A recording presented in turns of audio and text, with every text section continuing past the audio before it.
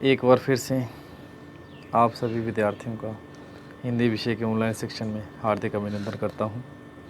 आज जो विषय लेकर आपके साथ जुड़ने जा रहा हूं वह 10वीं कक्षा का एक बहुत ही शिक्षाप्रद निबंध है।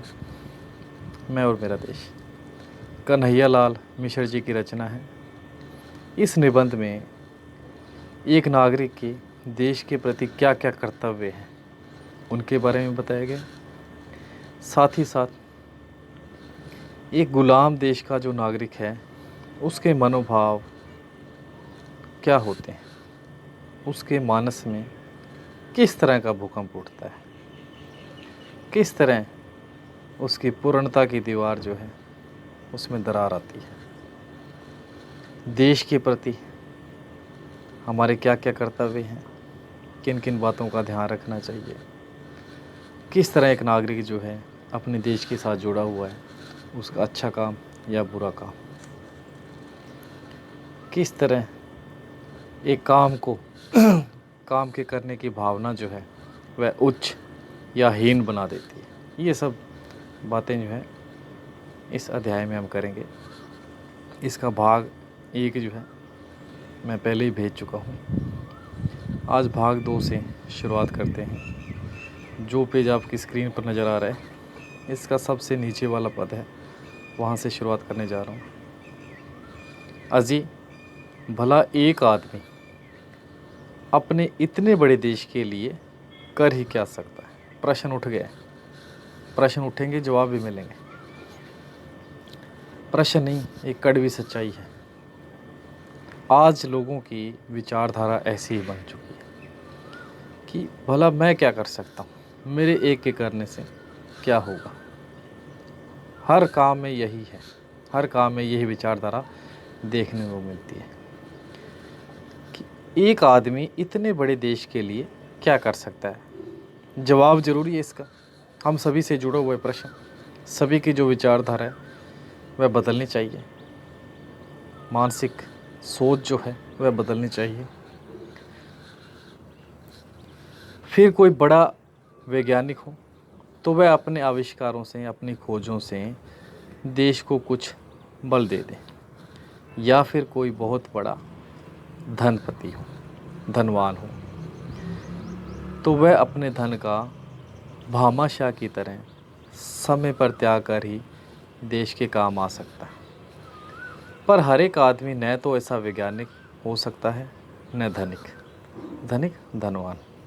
अब एक व्यक्ति का जिक्र यहाँ पे आया है, भामाशाह। ये देखिए आपके सामने है। भामाशाह ने अपनी सारी धन संपत्ति जो है वह महाराणा प्रताप के राज्य को सुदृढ़ बनाने में लगा दी थी। अपना सारा धन जो था उन्होंने अपने राष्ट्र के लिए दान दे दिया था। अब प्रश्न ये कर रहे हैं कि या तो कोई बहुत बड़ा वैज्ञानिक हो, वह अपने देश के लिए कुछ कर सकता है, या भामाशाह की तरह धनवान हो।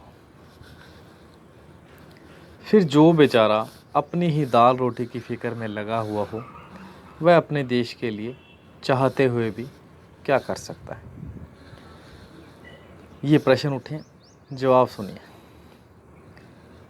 आपका प्रश्न विचारों को उत्तेजना देता है, इसमें संदेह नहीं, पर इसमें भी कोई संदेह नहीं कि इसमें जीवन शास्त्र का घोर अज्ञान भरा हुआ है। जो बात हम कह रहे हैं अज्ञानतापूर्ण है। अरे भाई, जीवन जो है आपके मुन्ने की गुड़िया थोड़ी है कि आप कह सकें बस ये है, इतना ही है। वह तो एक विशाल समुद्र का तट है जिस पर हर एक अपने लिए स्थान पा सकता है। जीवन जो है वह एक छोटी सी गुड़िया नहीं है, एक खिलौना नहीं है बच्चों का कि बस इतना सा है, छोटा सा है। जीवन तो एक विशाल समुद्र है जिसका तट, जिसके किनारे दूर दूर तक फैले हुए हैं। उस तट पर कोई भी व्यक्ति जो है स्थान पा सकता है। जीवन इतना विशाल है। लो, एक और बात बताता हूँ आपको। जीवन को दर्शन शास्त्रियों ने बहुमुखी बताया है। उसकी अनेक धाराएं हैं, कई रूप हैं। सुना नहीं आपने कि जीवन एक युद्ध है और युद्ध में लड़ना ही तो कोई एक काम नहीं होता। लड़ने वालों को रसद न पहुँचे तो वह कैसे लड़ें। अब जीवन को युद्ध कहा गया तो युद्ध की बात कर लेते हैं। अब युद्ध में जो सिर्फ लड़ने वाले हैं, सैनिक हैं, वीर योद्धा है, उनका ही महत्व नहीं होता। जो उन तक रसद पहुंचाते हैं, खाने पीने का सामान पहुंचाते हैं, उनका भी युद्ध में जो जीत हुई है या हार हुई है उसमें बराबर का योगदान होता है, बराबर के वह भागीदार होते हैं। आगे और सुनिए। किसान ठीक खेती न उपजाएं तो रसद पहुंचाने वाले क्या करें। और लो, जाने दो बड़ी बड़ी बातें। युद्ध में जय बोलने वालों का भी महत्व है। अब देखिए किस तरह एक दूसरे के साथ कड़ी जो है जुड़ी हुई है। अगर रसद न पहुंचेगा तो युद्ध करने वाले लड़ेंगे कैसे। अगर किसान अपने खेतों में फसलें न उगाएं तो खाने पीने की चीज़ें कहाँ से आएंगी। इसलिए किसानों का भी युद्ध में योगदान माना जा सकता है।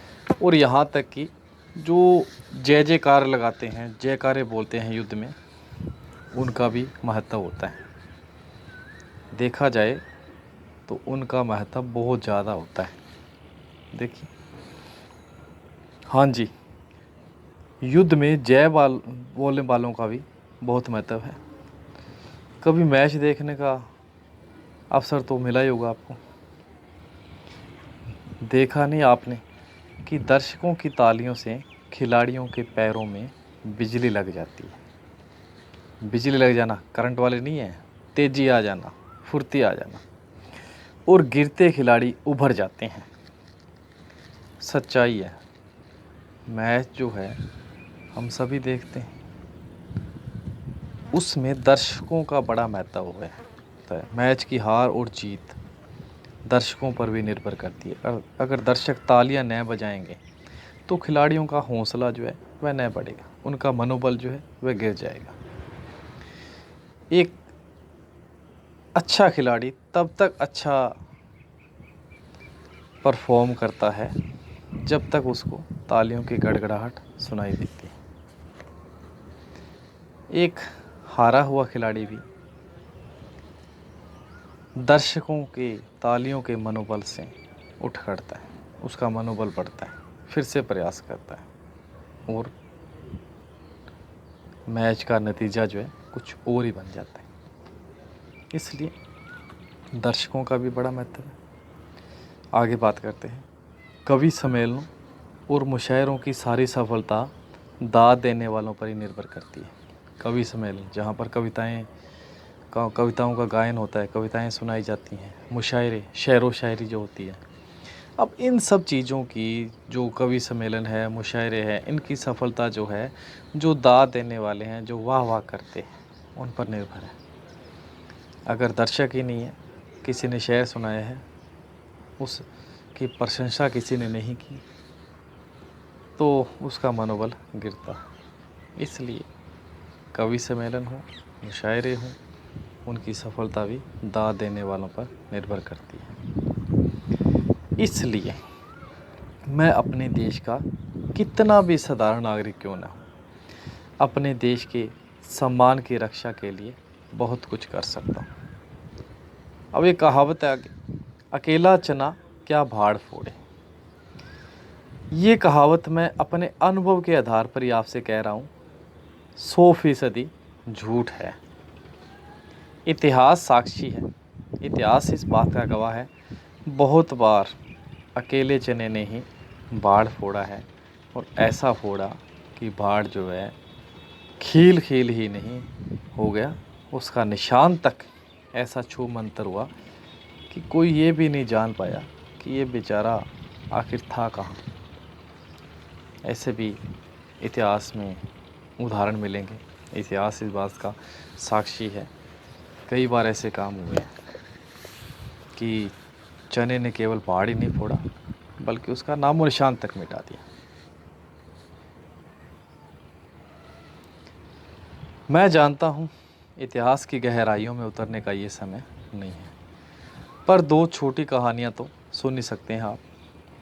और कहानियाँ भी न न तो प्रेमचंद की हैं, न एंटन चेखोव की। जो प्रेमचंद जी शायद ही कोई हिंदी साहित्य का ऐसा व्यक्ति है, हिंदी से जुड़ा हुआ कोई इंसान है जो प्रेमचंद जी को नहीं जानता हो। सभी भली भांति प्रेमचंद जी से परिचित हैं। उनकी कहानियाँ यथार्थवादी सभी को पसंद आई हैं।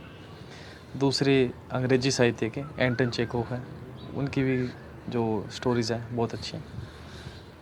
कि यहाँ पर कहानियाँ जो उनकी नहीं सुना रहा हूँ मैं, ना तो प्रेमचंद जी की है ना एंटन चेखोव की। दो युवकों के जीवन की दो घटनाएं हैं, पर उन दो घटनाओं में वह गांठ जो है इतनी साफ है। कौन सी गांठ? जो एक नागरिक और देश को एक साथ बांधती है कि आप बड़ी बड़ी पुस्तकें पढ़कर भी उसे इतनी साफ नहीं देख सकते।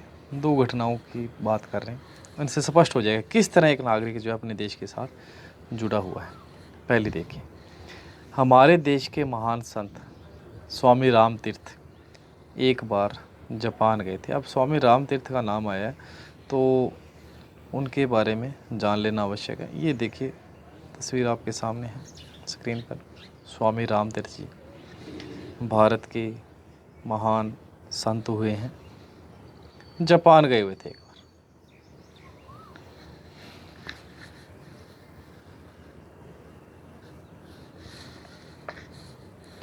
वह रेल में यात्रा कर रहे थे कि एक दिन ऐसा हुआ कि उन्हें खाने को फल न मिले, और उन दिनों फल ही उनका भोजन था।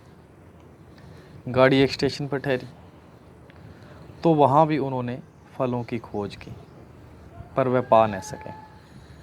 उनके मुंह से निकला, जापान में शायद अच्छे फल नहीं मिलते। एक जापानी युवक प्लेटफॉर्म पर खड़ा था। वह अपनी पत्नी को रेल में बिठाने के लिए आया था। उसने ये शब्द सुन लिए। सुनते ही वह अपनी बात बीच में ही छोड़कर भागा और कहीं दूर से एक टोकरी ताज़े फल लाया। वह फल उसने स्वामी राम तीर्थ को भेंट करते हुए कहा, लीजिए, आपको ताज़े फलों की ज़रूरत थी। स्वामी जी ने समझा कि ये कोई फल बेचने वाला आदमी है और उनके दाम पूछे, पर उसने दाम लेने से इनकार कर दिया। बहुत आग्रह करने पर, विनती करने पर उसने कहा, आप इनका मूल्य देना ही चाहते हैं तो वह ये है कि आप अपने देश में जाकर किसी से ये न कहिएगा कि जापान में अच्छे फल नहीं मिलते। देखिए किस तरह एक नागरिक जो अपने देश के प्रति अपने कर्तव्य को समझ रहा है। कोई भी उसके देश के बारे में बुरा न कहे, कहीं पर भी उसके देश की निंदा न हो। कितनी चिंता से उस इंसान को। इस गौरव की ऊंचाई का अनुमान आप दूसरी घटना सुनकर ही पूरी तरह लगा सकेंगे। एक दूसरे देश का निवासी, एक युवक, किसी भी देश का, जापान में शिक्षा लेने के लिए गया।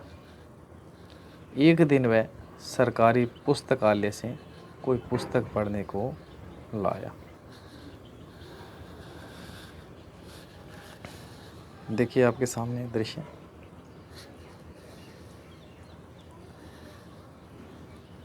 इस पुस्तक में कुछ दुर्लभ चित्र थे, दुर्लभ जो बड़ी मुश्किल से मिलते हैं। ये चित्र इस युवक ने पुस्तक में से निकाल लिए और पुस्तक वापस कराया, वापस कर दिए पुस्तक।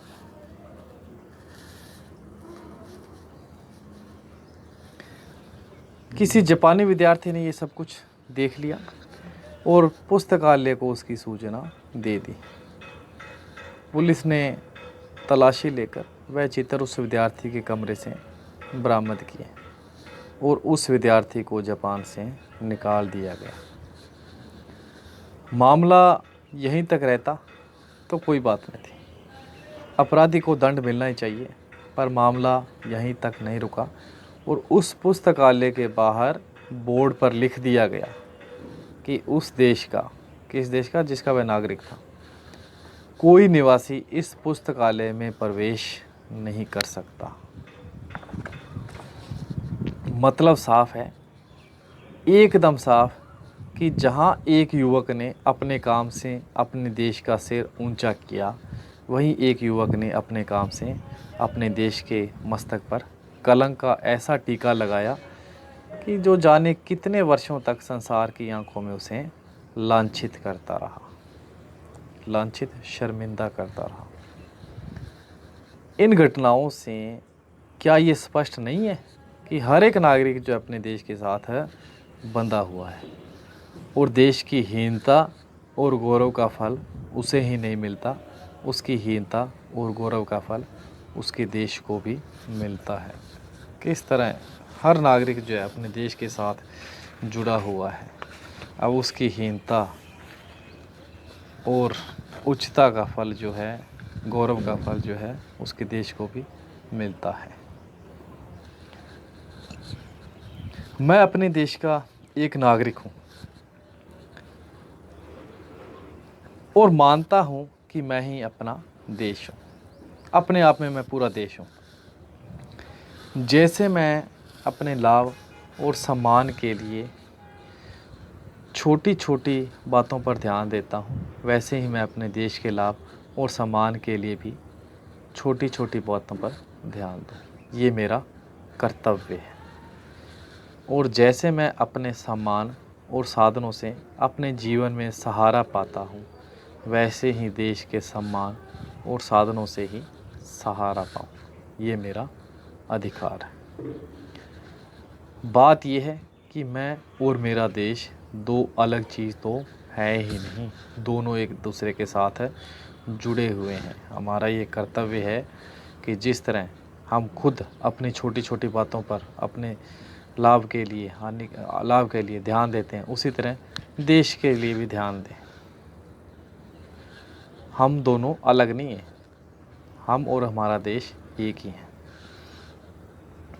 मैंने जो कुछ जीवन में अध्ययन और अनुभव से सीखा है वह यही है कि महत्व किसी कार्य की विशालता में नहीं है, उस कार्य के करने की भावना में। बहुत अच्छी बात है कि कोई भी काम जो है महान या नीच, उस काम के पीछे की जो भावना है उससे बनता है। अगर हमारी भावना अच्छी है तो काम अच्छा है, अगर काम करने के पीछे हमारी भावना जो है हीन है, नीच है, तो हमारा काम भी छोटा है। काम की विशालता जो है, कार्य की विशालता जो है उसके करने में नहीं, उसके पीछे जो भावना है हमारी उसमें है। बड़े से बड़ा कार्य हीन है यदि उसके पीछे अच्छी भावना नहीं है, और छोटे से छोटे कार्य भी महान है यदि उसके पीछे अच्छी भावना है। अच्छी भावना के साथ हम कोई काम करते हैं, काम महान है, कोई भी काम। अब महान कमाल पाशा उन दिनों अपने देश तुर्की के राष्ट्रपति थे। अब कमाल पाशा नाम आ गया, तुर्की के राष्ट्रपति थे उन दिनों में, ये रहे कमाल पाशा, तुर्की के राष्ट्रपति थे। राजधानी में उनकी वर्षगांठ बहुत धूमधाम से मनाई गई।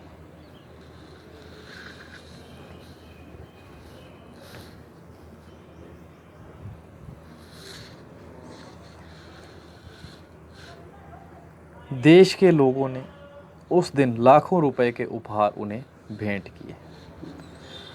वर्षगांठ का उत्सव समाप्त कर जब वह अपने भवन के ऊपर चले गए तो एक देहाती, गांव का रहने वाला बूढ़ा उन्हें वर्षगांठ का उपहार भेंट करने के लिए आया। सेक्रेटरी ने कहा, अब तो समय बीत गया है। बूढ़े ने कहा, मैं 30 मील से पैदल चलकर आ रहा हूँ, इसलिए मुझे देर हो गई। राष्ट्रपति तक उसकी सूचना भेजी गई। कमाल पाशा विश्राम के वस्त्र बदल चुके थे, कपड़े बदल चुके थे। वह उन्हीं कपड़ों में नीचे चले आए और उन्होंने आदर के साथ बूढ़े किसान का उपहार स्वीकार किया। ये उपहार मिट्टी की छोटी सी हंडिया में पाव भर शहद था। हंडिया देख लीजिए, अगर किसी को नहीं पता, मिट्टी की छोटी सी हंडिया, इस तरह का बर्तन था। उसमें क्या था? पाव भर शहद।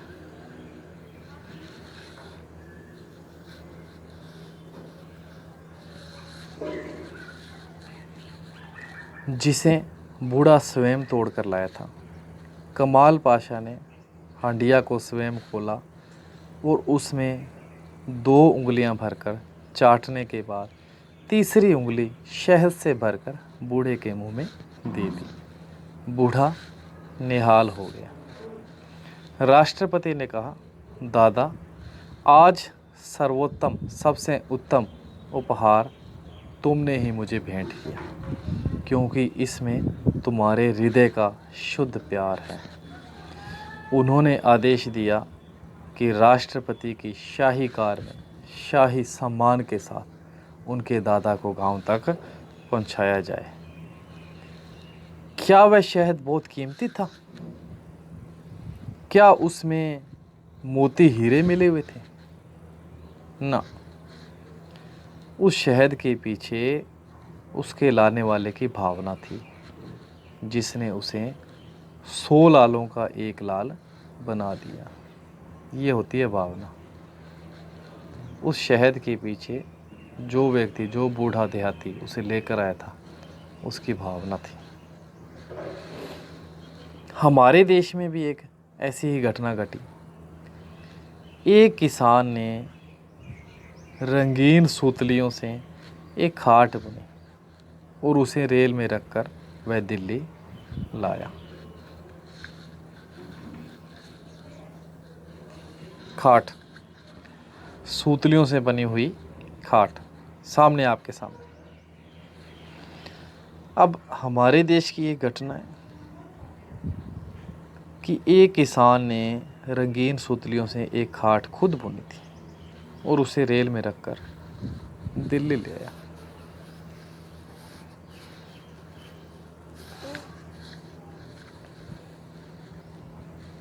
दिल्ली स्टेशन से उस खाट को अपने कंधे पर रखकर वह भारत के प्रधानमंत्री पंडित नेहरू जी की कोठी पर पहुंचा, जवाहरलाल नेहरू जी की कोठी पर। पंडित जी कोठी से बाहर आए तो वह खाट उसने उन्हें दी। पंडित जी को देखकर वह इतना भावमुग्ध हो गया कि कुछ कह ही नहीं सका। पंडित जी ने पूछा, क्या चाहते हो तुम? उसने कहा, यही कि आप इसे स्वीकार करें। प्रधानमंत्री ने उसका ये उपहार प्यार से स्वीकार किया और अपना एक फ़ोटो दस्तखत करके उसे स्वयं भी उपहार में दिया। जिस दस्तखती फ़ोटो के लिए देश के बड़े बड़े लोग, विद्वान और धनी तरसते हैं, वह क्या उस मामूली खाट के बदले में दिया गया था? ना, वह तो उस खाट वाले की भावना का सम्मान था। जो उस खाट को लाने वाला व्यक्ति था, उसकी जो भावना थी, उसका सम्मान किया था। क्यों जी? हम ये कैसे जान सकते हैं कि हमारा काम जो है देश के लिए अनुकूल है या नहीं? वाह, क्या सवाल पूछा आपने। आपने सवाल क्या, बातचीत में आपने तो एक कीमती मोती ही जड़ दिया है, पर इसके उत्तर में सिर्फ हाँ या ना से काम नहीं चलेगा, थोड़ा विवरण देना पड़ेगा। हम अपने कार्यों को देश के अनुकूल होने की कसौटी पर कसकर चलने की आदत डालें। ये बहुत उचित है, बहुत सुंदर है, पर हम इसमें तब तक सफल नहीं हो सकते जब तक कि हम अपने देश की भीतरी दशा को ठीक ठीक न समझ लें और उसे हमेशा अपने सामने न रखें। जो हमारे देश की दशा है उसको समझना बड़ा ज़रूरी है। हमारे देश को 2 बातों की सबसे पहले और सबसे ज़्यादा ज़रूरत है। एक शक्ति बोध, दूसरा सौंदर्य बोध। ये बहुत अच्छी चीज़ें आ गई हैं। बस हम ये समझ लें कि हमारा कोई भी काम ऐसा न हो जो देश में कमजोरी की भावना को बल दे या कुरुचि की भावना को। जब जरा अपनी बात को और स्पष्ट कर दीजिए। ये आपकी राय है और मैं इससे बहुत ही खुश हूँ कि आप मुझसे ये स्पष्टता मांग रहे हैं। क्या आप चलती रेलों में, मुसाफिर खानों में, क्लबों में, चौपालों पर और मोटर बसों में कभी ऐसी चर्चा करते हैं कि हमारे देश में ये नहीं हो रहा, वह नहीं हो रहा, ये गड़बड़ है, वह परेशानी है? अक्सर सभी करते हैं, सभी की आदत है। साथ ही क्या इन स्थानों में या इसी तरह के दूसरे स्थानों में आप कभी अपने देश के साथ दूसरे देशों की तुलना करते हैं और इस तुलना में अपने देश को हीन और दूसरे देशों को श्रेष्ठ सिद्ध करते हैं? सच्चाई है, सभी करते हैं। बड़े लोग जो हैं ऐसा करते हैं, अपने देश को हीन बताते हैं। यदि इन प्रश्नों का उत्तर हाँ है तो आप देश के शक्ति बोध को भयंकर चोट पहुंचा रहे हैं, देश की शक्ति को कम कर रहे हैं और आपके हाथों देश के सामूहिक मानसिक बल का ह्रास हो रहा है। मनोबल जो है देश का वह खत्म हो रहा है। सुनी है आपने शल्य की बात? महाभारत का एक किरदार है जो पांडव थे, पांडवों के मामा जी थे शल्य। ये रहे। दुर्योधन ने बड़ी चालाकी से इनको अपनी सेना में शामिल कर लिया था और शल्य बने थे कर्ण के सारथी। सारथी रथ चलाने वाले। अब जो कर्ण थे वह भी वीर योद्धा थे और पांडवों में जो अर्जुन थे वह भी बहुत वीर योद्धा थे। दोनों का बराबर का मुकाबला था। अब अंतर कैसे आया देखिए।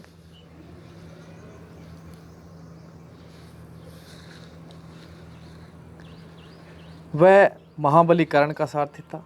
जब भी कर्ण अपने पक्ष की विजय की घोषणा करता, हुंकार भरता, वह अर्जुन की अजेयता का एक हल्का सा उल्लेख कर देता। बार बार इस उल्लेख ने कर्ण के सघन आत्मविश्वास में संदेह की दरेड़ डाल दी, जो उसकी भावी पराजय की नींव रखने में सफल होगी।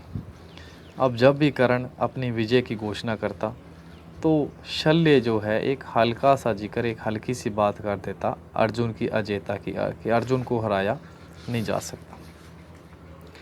अब बार बार इस बात को सुनकर कर्ण के मनोबल में कमी आई। यहीं से उसकी पराजय जो थी उसकी नींव रख दी गई। इस तरह जो कही हुई बातें हैं वह कहीं न कहीं हमारे मनोबल पर प्रभाव डालती हैं। अगर हम अपने देश को बुरा कहते हैं, इसका तात्पर्य यह है कि हम देश के मनोबल को, उसके शक्ति को, शक्ति बोध को चोट पहुंचा रहे हैं। अच्छा, आप इस तरह की चर्चा कभी नहीं करते, तो मैं आपसे दूसरा प्रश्न पूछता हूँ। क्या आप कभी केला खाकर छिलके रास्ते में फेंकते हैं? अपने घर का कूड़ा बाहर फेंकते हैं? मुंह में गंदे शब्दों से गंदे भाव प्रकट करते हैं? इधर की उधर, उधर की इधर लगाते हैं?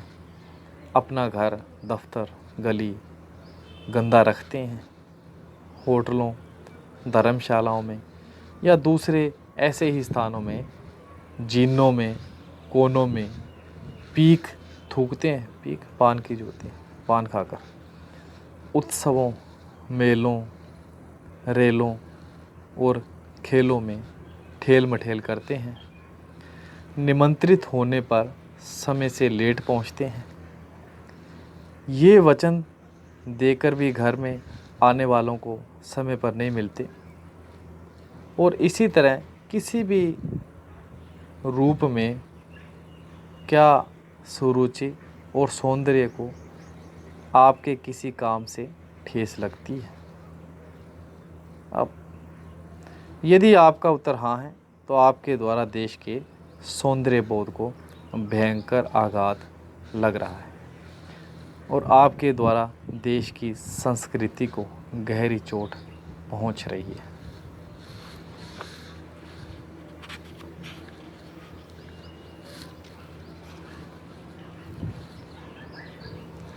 अब दूसरी बात ये है जो आपके सामने है। किस तरह हम अपने सौंदर्य बोध को चोट पहुंचाते हैं, कूड़ा करकट फैलाकर। संस्कृति को किस तरह चोट पहुंचाते हैं, वचन देकर समय पर ना पहुंचना, ये चीज़ें।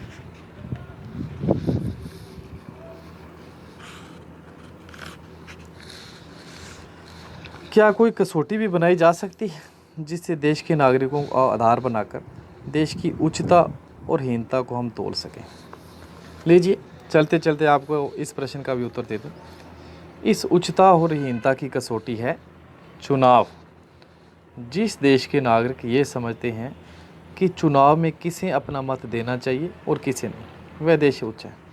और जहाँ के नागरिक गलत लोगों के उत्तेजक नारों या व्यक्तियों के गलत प्रभाव में आकर मत देते हैं, वोट देते हैं, वह देशहीन है। ये सबसे बड़ी कसौटी बताती है देश की उच्चता और हीनता की, कि जहाँ देश के नागरिक सोच समझकर वोट डालते हैं किसको अपना वोट देना है, वह देश उच्च है। और जहाँ किसी लालच में आकर, गलत प्रभाव में आकर अपना वोट डाल दिया जाए, वह देश हीन है। इसलिए मैं कह रहा हूँ कि मेरा यानी हर एक नागरिक का ये कर्तव्य है कि वह जब भी कोई चुनाव हो ठीक मनुष्य को अपना मत दें। और मेरा अधिकार है कि मेरा मत लिए बिना कोई भी आदमी, वह संसार का सर्वश्रेष्ठ महापुरुष क्यों ना, किसी अधिकार की कुर्सी पर न बैठ सके। ये विचारधारा होनी चाहिए, ये हमारे विचार होने चाहिए। हमें अपने मत के, अपने वोट के महत्व को समझना चाहिए, सोच समझकर वोट देना चाहिए। तो आज के लिए इतना ही।